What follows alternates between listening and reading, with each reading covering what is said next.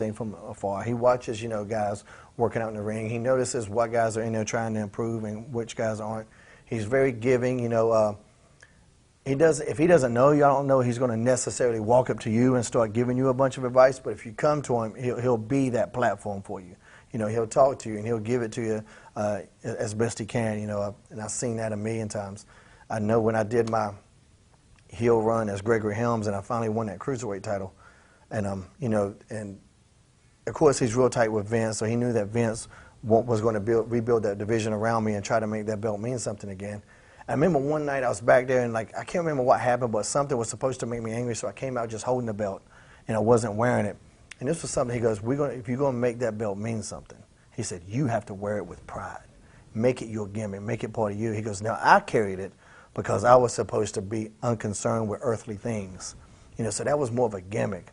And just him, he goes, and be serious, you got all these other guys, you were the character forever. Now you need to be the ass kicker, so you kick everybody's ass out there. And just really helped me, because it was hard for me to get heat because people loved me for so long as the Hurricane, and I didn't have this massive heel turn thing, where I stabbed somebody. I just kind of I smacked Rosie and stopped being a superhero anymore. It wasn't a great event, Seth Rollins just did. It was nothing like that. Right. And I took the mask off on the web show, whatever. But at the time, it was their most downloaded thing they ever had on their web show. So, I got a pat on the ass from Vince for that. And then he decided to do, I guess, the other stuff with the Gregory Helms character. But, it was really helping me. He's like, you got to make them hate you.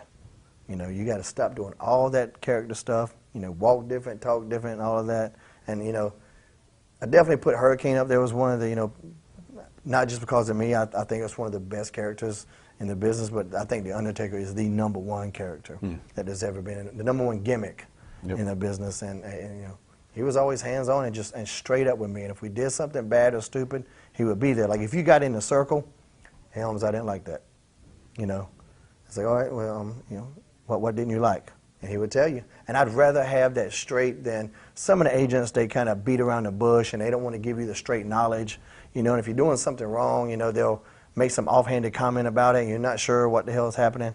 I'd rather have it straight on, and he was that guy.